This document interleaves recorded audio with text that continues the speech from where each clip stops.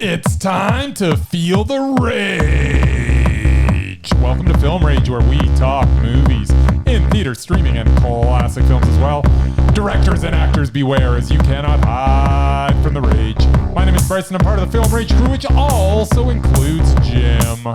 Hey, Jim. Hey, Bryce. And Murray. Thormus Eve is upon us, Murr. Have you already got your tickets?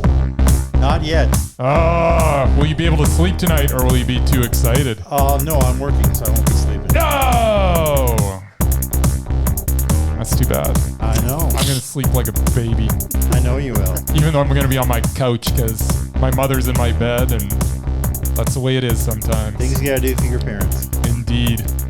All right, so with the introductions out of the way, let's rage on. You know, I think the most important thing is that, well, I'll tell you later. Well, thanks to all who've been supporting us. If you love our independent podcast, please like, subscribe, share, and give us a 5-star rating on your listening platform, or support us and join the Film Rage community by joining our membership at buymeacoffee.com/Film Rage YYC. If you cannot commit to a membership, you can still buy us a movie rental and dare us to see a terrible film, and we will probably watch it. Now, let's get to raging, but first, here's a word from our sponsors. Hey, Bryce, what are you doing tonight?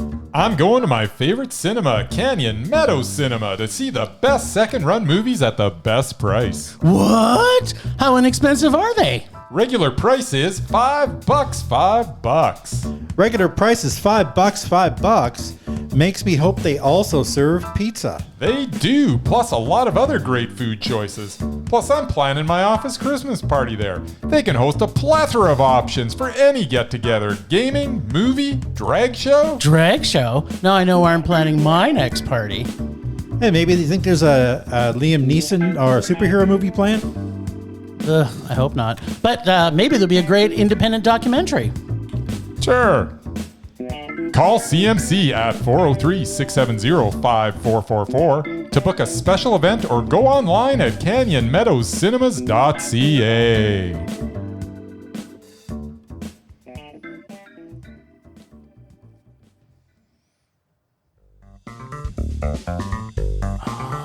Time for dancing. There's nothing better than dancing on Thursday. Streaming. We've been streaming and doing wow. We were streaming, Jim. Even Murray did 10 minutes of streaming on the weekend. You know what? It's probably he's not going to get any sleep tonight, because he's been having way too many Thorgasms as he touches himself thinking about Thor. It's Thursday Eve. I know. There's just going to be no sleep. There's just going to be straight jizz all night. And I watched all 3 of those over the weekend. I watched one of them today. I've watched none of them. I know that. But I know you've watched some other crap, so let's let's talk about what we talked about streaming.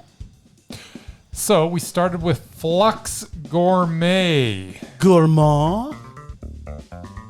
Yeah. Sure.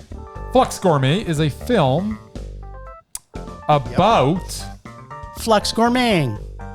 the Sonic Catering Institute. What is that, you might ask? Well, in a nutshell, it's a group of artists that create sounds from food and combine this into a spectacle to behold in the form of performance art. If that sounds like a good launching point for a film, then Flux Gourmet may be exactly what you're craving. The film centers around a man named Stones, who has been hired by the Institute to document their process from preparation to performance and everything in between. Every character in this is extremely well written. Elle, Billy, and Lamina are a trio of artists unlike any I have ever seen on screen. They're all spectacular characters in their own way, but the film is stolen by Jan Stevens, the director of the Institute. She is played by Gwendolyn Christie in a performance whose extravagance is only matched by the clothes she wears. Yes. There is not one scene in this film that is boring or mundane. There is only scene after scene of original awesomeness. This film was so good that I guarantee that I will be watching it again and again through my remaining years. Flux Gourmet was a delicious smorgasbord for the senses. Or more simply put, it was Mondo. Oh, so it was a tasty little number, you're saying. Oh, so tasty. So tasty. Well, Sonic catering may or may not be a career I knew about before seeing this film, but now I know my true calling.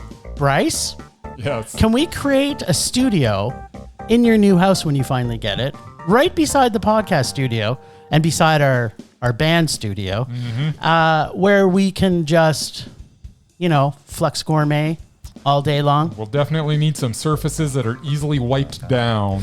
Yes. Can it be made all in rubber or all in plastic? Either one works for me. I will let my real estate agent know. It'd be good if it was already made before we moved in. Yes. So the color saturation and film style at times appears to be a little influenced by early Peter Greenaway, but those were the only things influenced by him. Yes. The dialogue and concept carries a whole different level of aristocracy.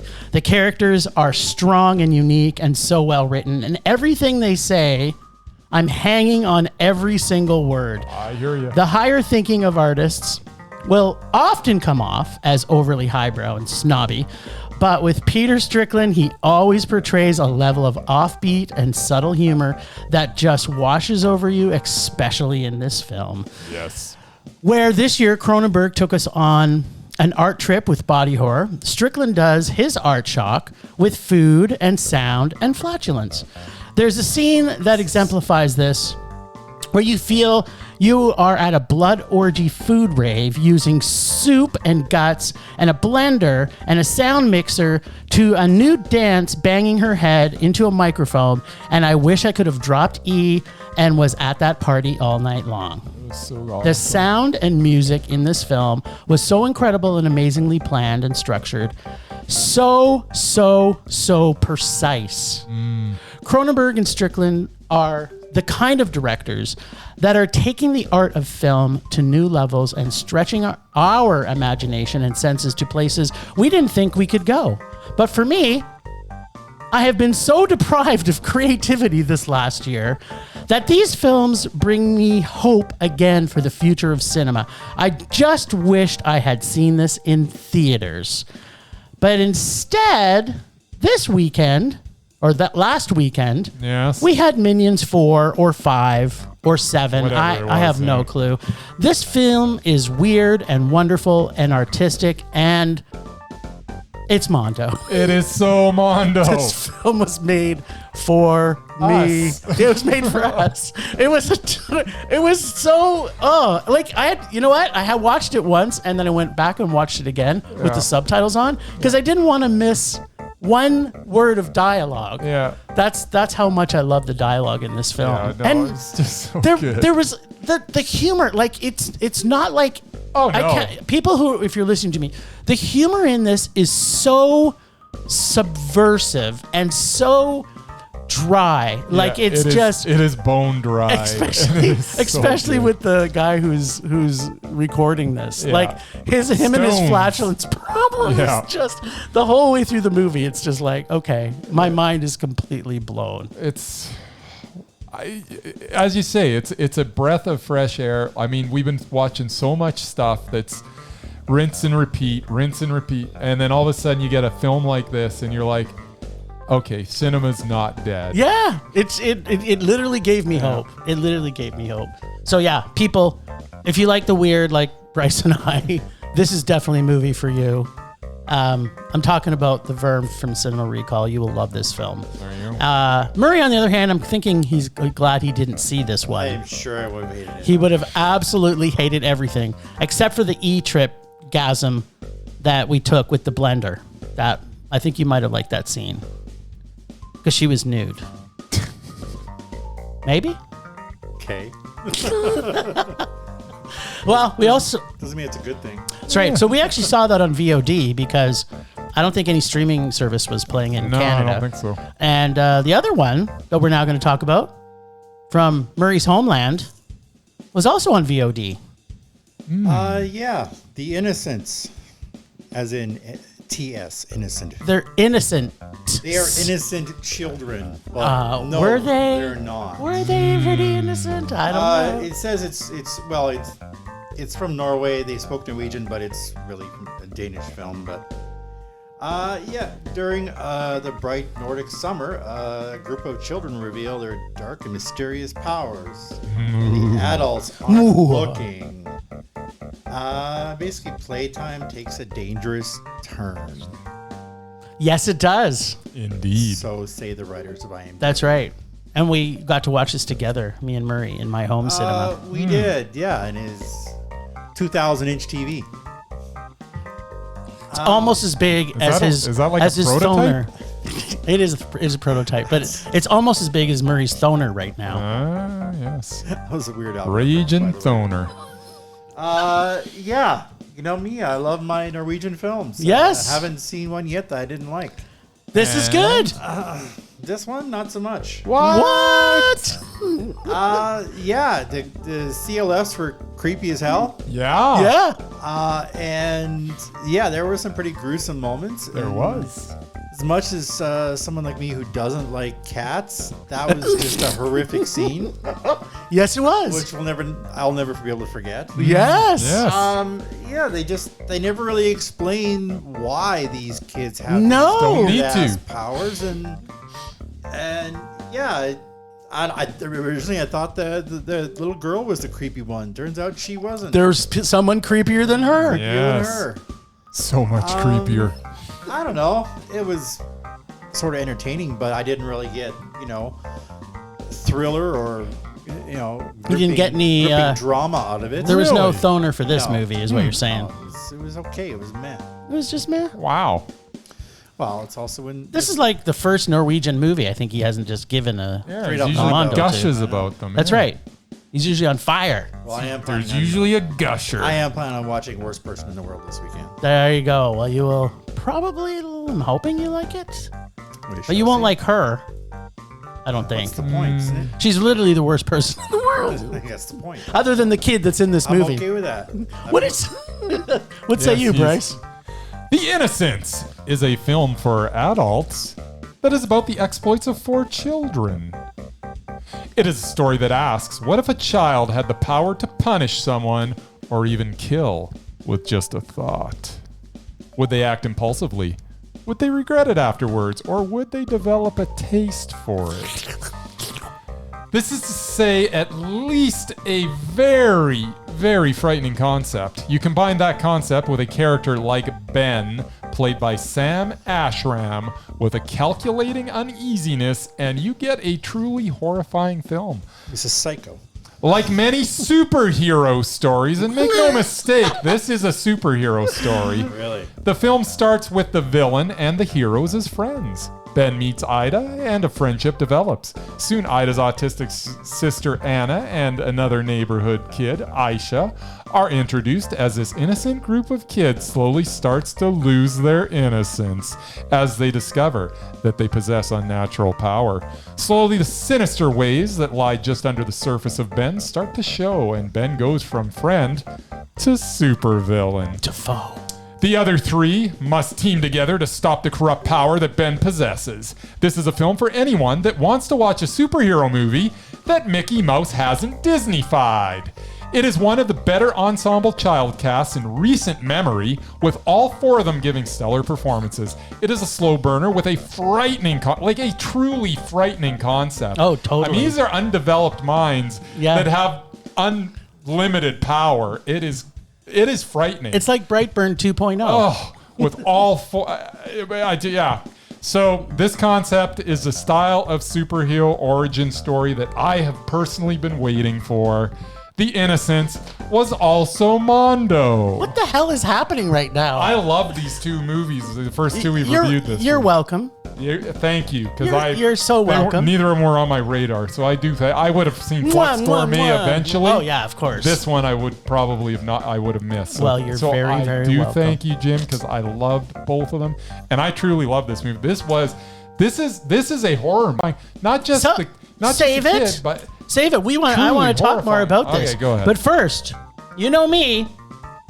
If you got the right chemistry with a bunch of CLF serial killers yes, in the making, then you have a recipe for creepy time Norwegian fun every time. Nice. There's no one creepier than Norwegian kids. Right, Mer? Sure. This film has such a slow burn, but started out so fucked up, you are instantly so invested and interested to see where this film is going to go. Mm-hmm. Two young CLF sociopaths in the making become friends over some freaky kitten play. Yes. And then you slowly start to realize some of these kids have special gifts. And I don't mean Norwegian Halloween candy making. I don't know what that means. Well, you know, like the Halloween candy that they can make it. It's a gift to make Halloween candy. It's not the same gift that they have. They probably could still make Halloween candy, Norwegian style. Yeah, you can continue now. It's it's a psychic connection that allows them to all experience how much of a schizoid one of the kids, Ben, is, as you'd mentioned. This build is slow yet horrifying, I love Ben. as we never know the levels Ben or our director will go with his abilities and his levels of torture he will inflict. Yes. These CLF actors do a great job as they balance needing to be liked and figuring out the right and wrong. I could feel each one of their feelings as they progress this creepy little CLF tale.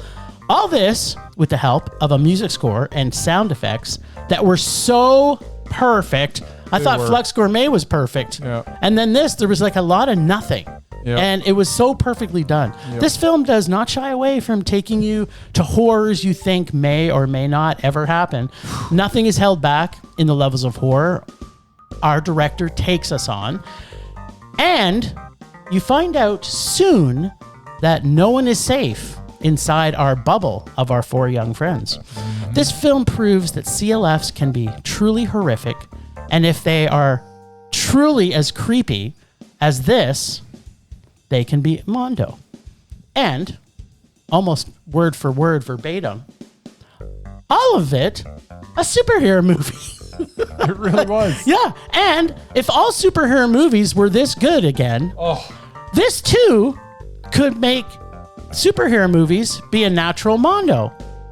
But as usual, they usually get a rage because they're so unoriginal. I give him Mez. Yeah, I know you're being a little you're Mr. Generous these days. Yeah, well. Yeah, so we have a few things I think to unpack. I cut you off a little bit before. You know, it's okay, but I want to just bring up the fact that how come every time we see a film that's not made in North America, the child actors are tremendous. Yes. Like they're not good. They're tremendous. They're tremendous. Like they don't look like they're acting. And we probably bat about 300 in you know, North American Can you movies. explain And I don't get 300 it. in a baseball term to someone who doesn't speak So baseball? three out of every 10 kids in a movie in North America is good. Okay. And 10 out of 10 out of every kid. Okay, I everywhere understand else tens. I don't is know like, these hundreds. Is like so good. It's I would say it's 9.5 Yeah, because it is. we have There's a- we've seen a there's a- couple yeah, in the there last is. little while, but yeah, I don't know what it is. I think this is what I think. Yes. I think there's, and I could be wrong, so anybody who's listening, please correct me. Usually Philip corrects me.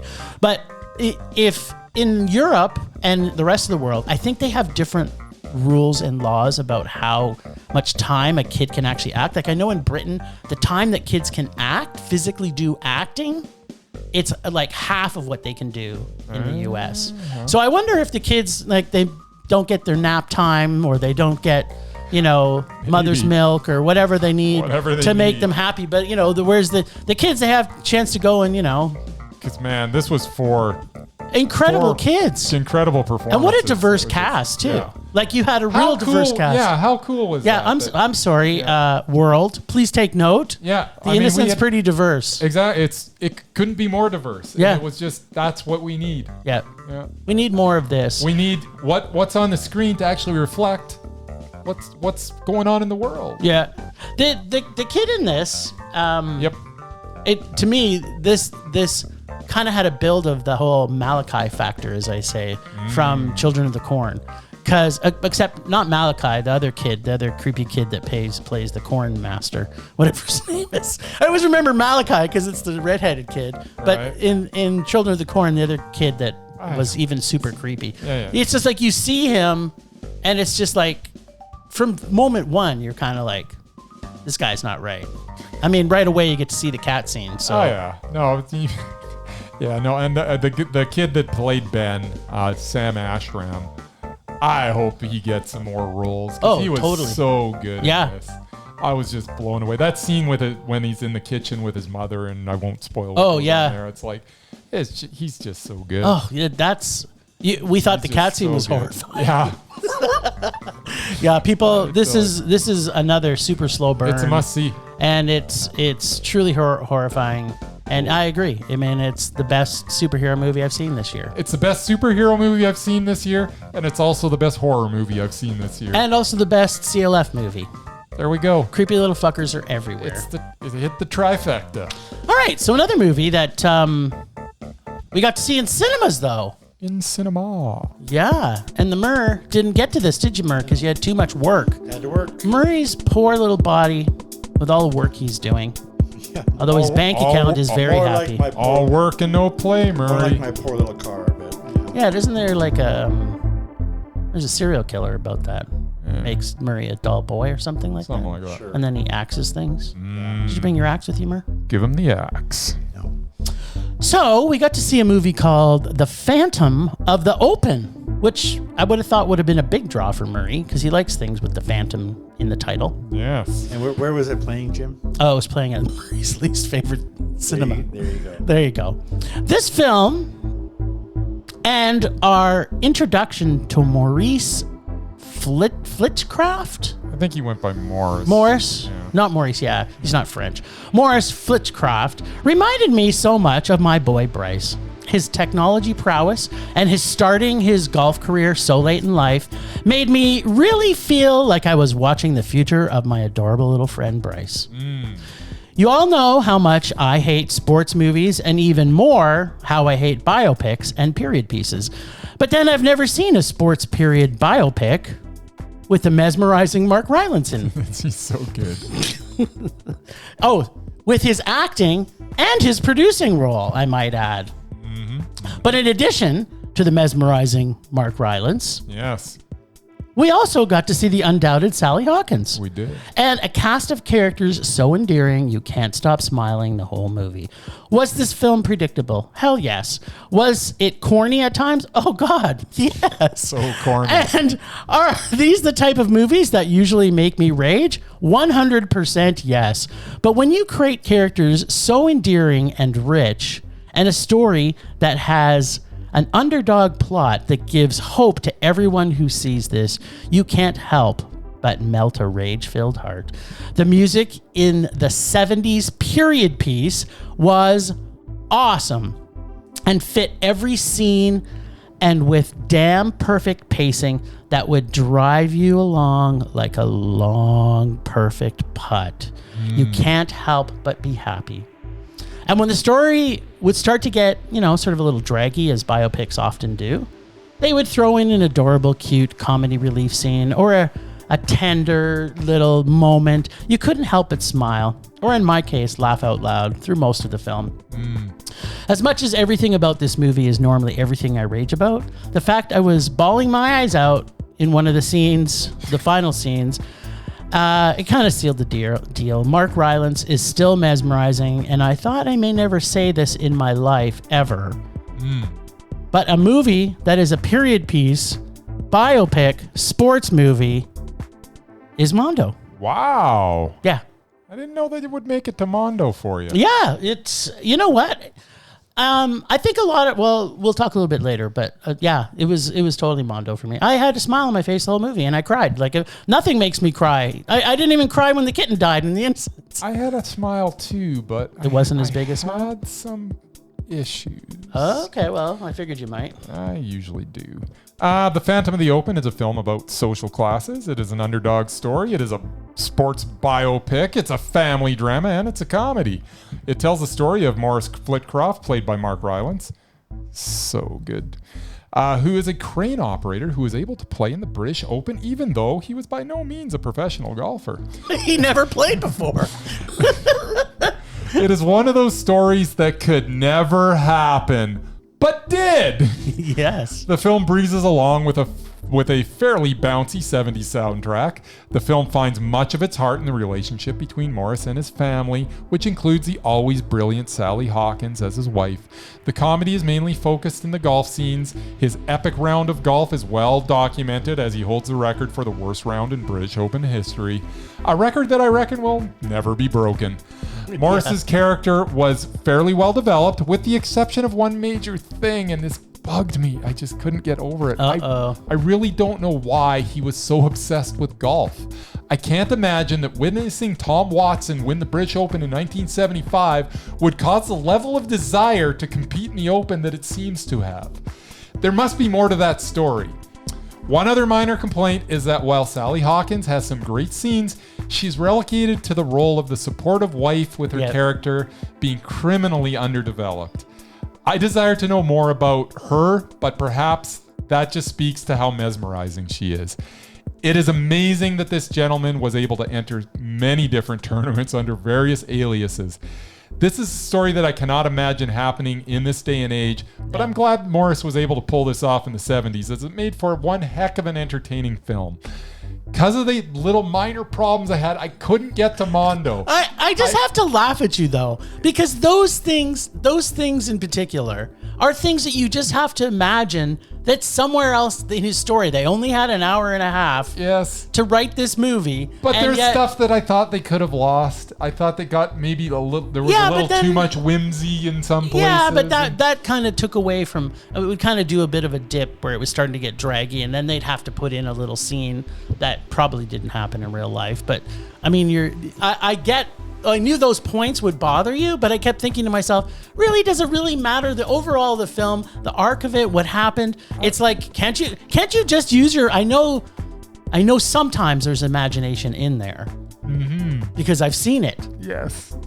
That maybe there was something more. But the thing is that I needed, like, stuff that they kind of went on about. Maybe they could have shortened that and did the stuff that was, like, they should have spent more time, and you know what? I didn't make the movie, obviously, and this is just what I would have liked to see. But it is so interesting that he continued to go under different aliases and disguises and stuff. Yeah, I would have liked to see a little more of that. That was all squished together. Oh, you wanted to see like him doing like a Pink Panther off kind of thing? Not necessarily, but it didn't need to be condensed into 3 minutes, is all I'm saying. I kind of like that, so that was good for me. I didn't want to see Pink Panther. I've already seen that. I also needed more Sally Hawkins, and I'm just being greedy. And you know what? Such is life. I really enjoyed this. The Phantom of the Open was quite the delightful meh. There you go. So we're going to have to talk about Sally Hawkins later, I think, though.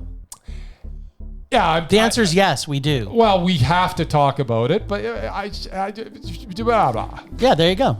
We're going to be talking about Sally in the list coming up. Yeah, what about? Yeah, that's exactly the truth. That's exactly the truth.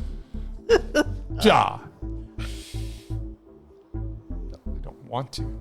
Very elegant there. Thank you. A doobity ja. I am a wordsmith. You are. Bam. Yeah. I hate doctors. There you all go. I got. That's the Murman Minute. Oh, okay. But can we at least ask you? Did you at least get someone to stick their finger in your ass? No. Did they touch your balls? That wasn't on the doctor. How much does it cost for doctors to touch your balls now? I would have no idea. You have to ask yours. What about the finger? No idea. You didn't even have to pay for that? It was free? Is it free now? I guess in Canada we can ask that anytime we go. Hey, I need a few things checked. I just need one. Yeah. And it involves my bum hole. Guys are sick. Temperature rising. Vision blurring. Rage taking over. We can have the same rage.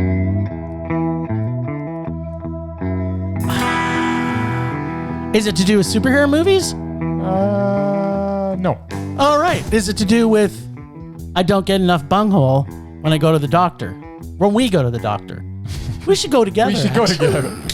Who's your doctor? Doctor's got 2 hands. How big are your doctor's fingers? I actually don't have a doctor. Oh, well, my doctor's fingers are fairly large, so you can come to mine. Fingers. Who wants? It's all about the fist. Well, his whole fist is pretty small. But my rage this week Yes. is superhero movies. Why can they not be all that good? Now, as we're coming into Thor's Day, I'm not afraid that Thor's Day is not going to be good. Because, and this is what I'm saying, we got Taka in it. We got Fat Thor, who becomes Thin Thor. No, I wouldn't say he becomes thin. But we got double Taka in this because he's a voice actor in it, and he's also the director of it. He is. 2 times the Taka, 2 times the fun. That's right. So, other than Thor, just stop making superhero movies unless you make them over in international waters. Or just have Taka make them all. Yeah, either A, get Taka to make them all, or B, make them outside of North America. Yes. Those are the 2 rules I want put forward. I concur. Because I'm a little tired about, I think the number of superhero movies is multiplying by the minute. I understand that Shazam 2 is coming out also. Shazam 1 was good, but I'm like, can we just have a whole year break of superhero movies? Oh, yeah. Let's do that. 2023, no superhero movies. Yeah, just don't make them for a whole year to get people to like other things. We'll be looking forward to it in 2024. That's right. They can take a year off. I think so. Yes. On behalf of the film industry, yes, I will have to say no. Are you working on a superhero movie right now? But there's so many other films that can be made. Well, there you go. You could be making another Joe Pickett or whatever you're working on.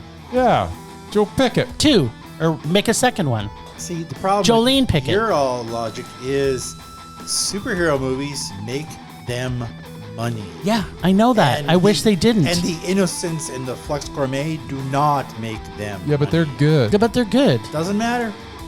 Doesn't matter to them. Matters to me. I dare you talk to anybody in Hollywood who's a producer of any film. They will say it does not matter. Yes, it's true. What matters is how much money they can make. Taking that cookie cutter and Disney making the same at cookie. the top of their evil plans. Yeah. So there you go. You can blame Disney all you like. Mickey Mouse is a dick. He's a total dick. Oh. All right, well, that's enough raging for that. Let's pass the baton. That would be you.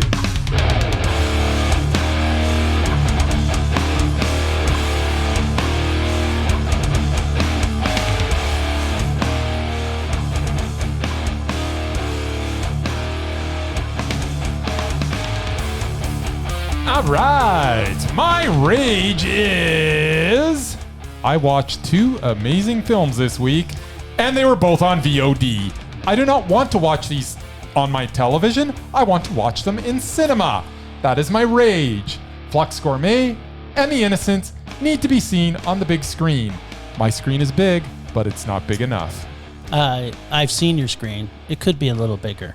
Yes. Could be. Yeah, I had that rage sort of percolating, but I'm more worried about superhero movies taking over the rest of this year. Yeah, they will. The release dates are out. It's gonna happen. I don't even want to know how many there are this year. Before the end of the year, there's 297 of them. They're gonna cram it all in this year. Yeah. Ugh. Rage subsiding. Pulse slowing. Anger fading. Greetings, cinephiles. Are you looking for a movie analysis podcast that stands above the rest? Then look no further than Collateral Cinema, the only movie podcast that matters. We analyze good movies, we analyze bad movies, and yes, we also analyze the in-betweens of the world of cinema. So if you like what you hear, find us on Facebook, Instagram, and Twitter.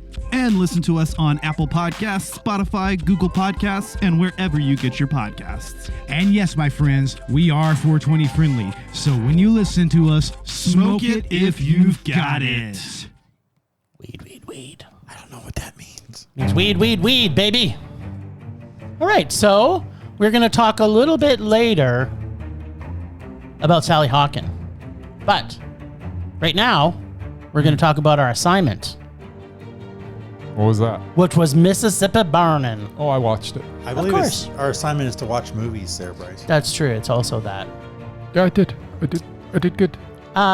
First off, Mississippi Burning I haven't seen since I saw it in cinemas when it first came out. I'm not sure about you. I have seen it one more time. Yeah, I've seen it twice. Once in cinema and then about 10 or 15 years later. In second watch of it, I'm like super dated in retrospect and choppy direction and it was a really important topic that wasn't as great as I remember. I would give it a meh if I like. It's a high at meh. At the time I saw it, I was like, "This is the best thing that I've ever seen." Because I think at the time it was one of the only films that was really talking about this topic. It's got some very good performances in it, but yeah, there's some issues with, editing, I guess. Yeah, it was choppy. I felt choppy. It was kind of like this scene didn't meld as well into the next scene.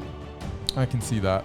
So yeah, no, I would also say it's a high meh because I there's a lot of good in it, but there's enough in it. Well, the topic is just so rich. Yeah, it's right, really and Murray's love of his life is pretty great in this film. Hawkman. That would be Gene Hackman, Hawkman, a.k.a. Lex Luthor. Hawkman. The original Lex. Yes. So the question, so do you have something you want to say about it other than it was a high meh? Nope. All right. So let's get to the dirty bird. All right.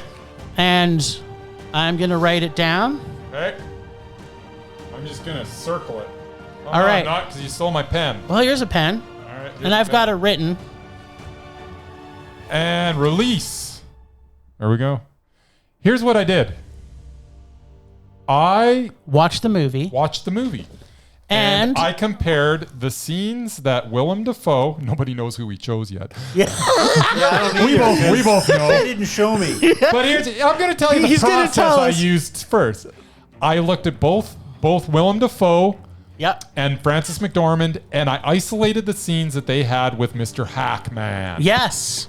And at the end of the day, Gene Hackman out-mesmerized Dafoe. Yes. And he didn't out-mesmerize McDormand. And that final scene between him and McDormand just solidified the fact that she's just so good. She's queen. She is the queen of cinema now. If ever, Hackman was going to take a bunch of people down, this was the role. Yeah. He's not even on our mesmerized. He's not even on our mesmerized. That is also a problem I have. Well, he can't be now. He can't be now because Frances McDormand took him out. But yeah, and this was such a. He was at his best here. Oh he yeah, really like literally, I've never seen him better. Took him down, and as I say, that was my comparison. I'm like, you know what, Dafoe versus Hackman. But Frances McDormand versus Hackman. Who did? And you know what? You're right, because Dafoe was so mooted compared to Hackman, and it's like he doesn't do that very often. Like when he's in a scene, it's like you can't look anywhere else. But and even though the character wasn't really likable, he still could have Dafoe'd him up. Yeah, absolutely. I don't think there was a question of she had more meat to her character or anything, because sometimes we get a showdown where one person gets to just chew up the scenery and the other one's doesn't. Yep. And it's just the way that it was written. But I think that the roles were very even as well as far as screen time. This was a very, very fair fight, and McDormand takes it. Yep. Well, we've been saying it for years, folks. If we ever get Viola Davis and her in the same movie, this is going to be the biggest battle of the lists. It would be an epic battle. And the epic likes also. that we have never witnessed As in well the as history of epic, cinema. it would be epic. It would be that too. Now, Mur, before we talk about Sally, have you got an assignment for us this coming week? Yeah, I scraped something up. I had no idea what you were gonna do, so it's like. Well, we might need to watch a Sally Hawkins film, but we're going to talk to Bryce in a minute. But if we don't, let's have I it. found another McDormand movie. Nice. Hail Caesar? Nice. Which, from all accounts, is a really bad movie with a lot of really big names in It's it. pretty It good. wasn't that bad. I kind of liked it. And did too. Francis is going up against Bryce's BFF, Tilda Swinton, Whoa.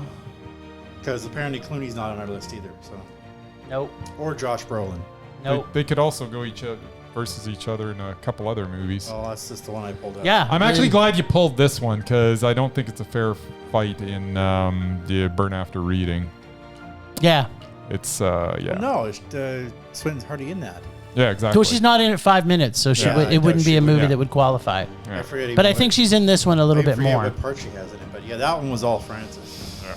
So I am I'm excited about excited that. about I like this. Hail Caesar. I've only seen Hail Caesar once in the theaters. And I according to I IMDb, remember it is liking on Amazon Prime, so hopefully I can Murray, find it. you are the sweetest man that's walked this planet. There you go. Okay, so Sally Hawkins. This is why we have to talk about her, because she's on our Undoubted list. She is. But What was her movie before this last one? 'Cause if it so she's was made a Mesh- few.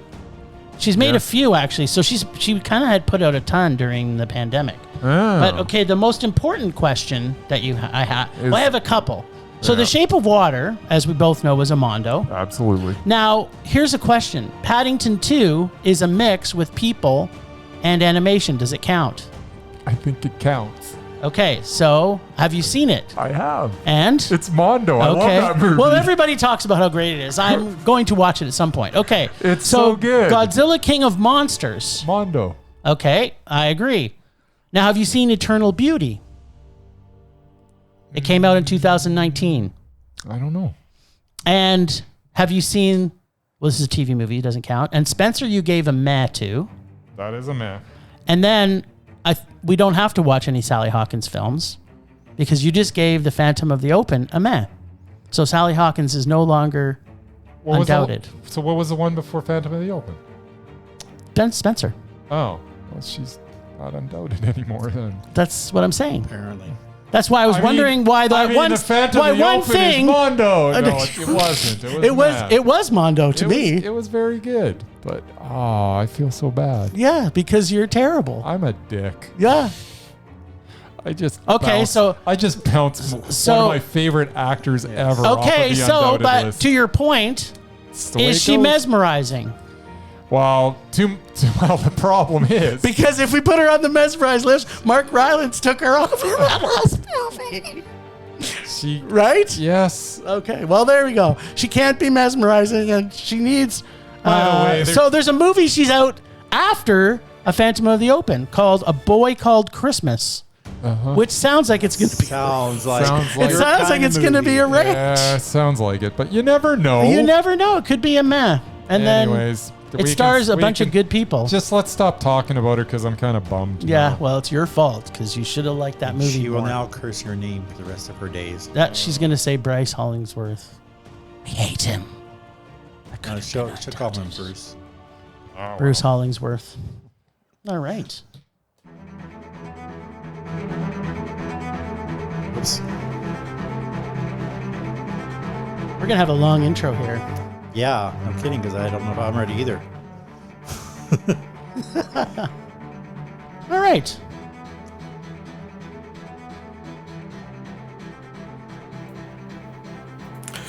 Last week on Rage or Dare. As predicted, Bryce took the time to cry like a diaper rash afflicted baby when he was dared to see the 1998 Steven Seagal film, The Patriot, just in time for July 4th.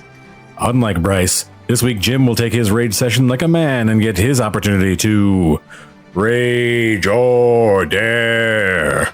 Now let's check in with Bryce and see who the bigger American patriot is. Seagal or all of the Australians in the other movie titled The Patriot that came out in the year 2000. Wait a minute, how many films are there called The Patriot? Let's see, there's Patriot Games, Patriots Day, not sure if that counts out. Anyway, let's check in with Bryce and find out if any of them are worth lighting fireworks over. All right. I thought you were watching the Mel Gibson one. So did I. Nope. It was the 1998 The Patriot, not the 2000 The Patriot. Never heard of it. Well, it stars Steven Seagal. Nice. So, yeah, I was like, you know what? I don't know why The Patriot, the 2000 one's on this, but okay, and not realizing And the 2 hour and 45 minute runtime wasn't going to do it? Yeah, no, I still remember liking that movie. Did you still watch it? No, I was about to, and then it just occurred to me. But you should have watched it just I for looked the July at the piece 4th of paper weekend. again, because I'm like, because I looked at it and it said The Patriot 2000. I was like, I'm pretty sure that this was 1998. I don't think I have the right movie. So then I look back and it's like, okay, it isn't. So then I pull up The Patriot 1999. It's like, crap, it's a Steven Seagal movie. Yummy. Mr. Hard to Kill. He is hard to kill. He's also above the law. He is also above the law. He blew up our bridge. He's also out for justice. He's a lot of things. And he's always under siege. And he's... This is going to go on for hours now. Okay, so Steven Seagal stars as, wait for it, Dr. Wesley McLaren in the 1998 major motion picture The Patriot. Yep, Steven Seagal is a doctor in this one. Do I really need to continue? This could be the funniest movie ever made. The film takes place in a town where some super virus from the military is released by some right-wing fanatic organization who want, I don't know, something to do with freedom, I think. So they release this virus in the town, which infects both them and the townspeople. No. But they think that they have the antidote, but it turns out that they don't. So then, apparently the only one that can save the day is Dr. Seagal, who smashes through some windows and breaks into a high-security military facility. Cures it with high kicks and punches? Yeah, where he does some experiments and holds up some smoking beakers and eventually figures out that the cure for the virus is some flower. So all the military guys go out to the field and pick some flowers, and they load them onto a helicopter that proceeds to fly over the town and drop the flowers. Drop the flowers. Just the flowers, not processed? So the town gets covered in these flowers, and apparently that cures everybody. What? So it was like the Wizard of Oz when they go through the poppy field? So apparently, being in the vicinity of these magical flowers will cure this virus that killed a good portion of the population of this town. I'm sorry, but there is no killer virus that exists where in order to cure it, all you have to do is be near the antidote. That doesn't happen. That's not a thing. It happened right there. This could be the dumbest ending that I've ever seen, and I have seen The Life of David Gale. Still, I did not laugh so many times through this. I haven't ever laughed so many times than watching this Steven Seagal deliver line after line as a doctor. It was smile-inducing through the whole thing, I must admit. Like watching him play a doctor. Trying to pronounce science words. Is so... Was it as good as watching Denise Richards play a doctor? Yes. It was... Those two rivaled each other. I mean, to be honest... No, because hers was cringeworthy. This just kind of made me happy watching Steven Seagal be doctor or whatever. Dr. McLaren. Yeah. Whole film was a mess. It was still a rage, but it was a kind of a happy rage. It's hard to hate something so much. It was so insane. We have to have a new classification. Like, I think we have to add a new let's classification. drop flowers on the town. Everybody's cured. Because there's rage because we're so angry after seeing it. Mm-hmm. We have to come up with another rating just for the Rage or Dare. Because the movie can be terrible. Yes. But we still may enjoy it. Yes. So what equals a... There is a 10-minute sequence in this where I'm like, this is brilliant. brilliantly bad. But it was only brilliant because it was so over the top bad that it was like it was a so funny, you're so bad it's funny type of deals there for about 10 minutes. And then there are big stretches where it's just awful. Like it's just truly awful. But there was enough in here where I was like, is this a meh? Because man, I smiled through a lot of this. Okay, so did he have to punch anybody? Yeah, he got into a couple little fights, but nobody got their arms snapped or anything. So it's kind of a letdown. Kicks? Was there a high kick? No high kick. Not one? By 1998, Seagal was getting pretty fat already. Okay, so he couldn't do the high kicks. I mean, it's not like spray hair with the kind of Dracula type hair that he ends up in like 5 years later. Yep. He's got like a series of movies that have the same character in it. You know what would be crazy. A really good movie? What's that? For Murray. Is Steven Seagal and Liam Neeson together. Oh, yeah. That could happen. Old man Neeson and old man Seagal. Yes. Anyways, this was a rage, but it was a happy rage. Okay, well, I think I'm going to go with the dare bag because I'm kind of afraid after the last time I took Bryce's. And I said I wouldn't cry like a baby, but... As you should be. All right, here goes. Yeah, don't be looking. Some of those are showing what they are. I'm looking in your eyes. All right. I'm melting in your eyes. How could you resist but look in my eyes? Okay, what? Is this a movie? Apparently. What is it called? Atlantic Rim Resurrection? Atlantic Rim Resurrection? It sounds like a porn film. As opposed to Pacific Rim? That sounds straight to DVD. Yeah. It's unrated. That would be straight to DVD. Okay, hold on. Let's find out if it had a...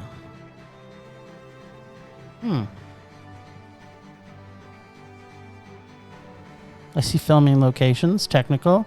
It might be a straight-to-TV movie. Yeah, I think you got to choose again. I think we got to have a little harder rule on these ones that are, because it's got to have a release. Otherwise, it's Yep. It's made for TV to be bad for TV. It's like two guys in their basement made it, and then it got on Amazon. Okay, so what about Valley of the Ditches? What? I think we might be choosing another one, Jim. Okay, FYI, Atlantic Rim Resurrection got a 1.8 out of 10 on IMDb. Damn. I'm sure it did, but it also probably never got screened in a movie theater ever. Apparently, Valley of the Ditches doesn't exist, so maybe it was supposed to be Valley of the Dolls, and spell check did something weird. Nah, okay, third time's a charm. That's what they say. Let's see if it's true. Oh! Did this get released in cinemas? Because it's the sequel to the one you had to watch, Highlander Endgame 2000. It did get released. Yeah, Highlander in cinemas. Endgame was the final movie of the series. It was definitely released in cinema. Have a good time with this one. That was where the guy from the TV show met the guy from the movie. It's very exciting. I'm a little frightened of this because I hated the second one. I was so hoping they would never make another one. You know which one I hated? The second one. First one? All of them. Any of them that had Sean Connery in it? Sean Connery as what was he, Spanish? He was a Scottish dude playing a Spanish. guy. Yeah. Exactly. Wow, that's all I want to say. Wow, yeah, no, have fun with Highlander Endgame. 2000. Man, I just sad that you didn't. The audience dare bag. Come on, guys, we need romantic comedies or musicals. All right. Well, thanks, Ragers, for listening. Thanks to the Extended Film Rage family, who you can find in our show notes. Thanks to Casey, the nerdy photographer, for the voice of Rage or Dare. We love you, buddy, so much. Find us on social media everywhere at Film Rage YYC. Check out everything Film Rage at filmrageyyc.com, including our merch site for Redbubble and TeePublic. We are always wanting to make this a raging blast for all listeners, so please comment, like, and subscribe, or send us an email to filmragecalgary@gmail.com. Dare us to see a terrible movie to fuel our rage, but no matter what you do, please, pretty please, make us rage. That's it for this week. Rage on! Rage on!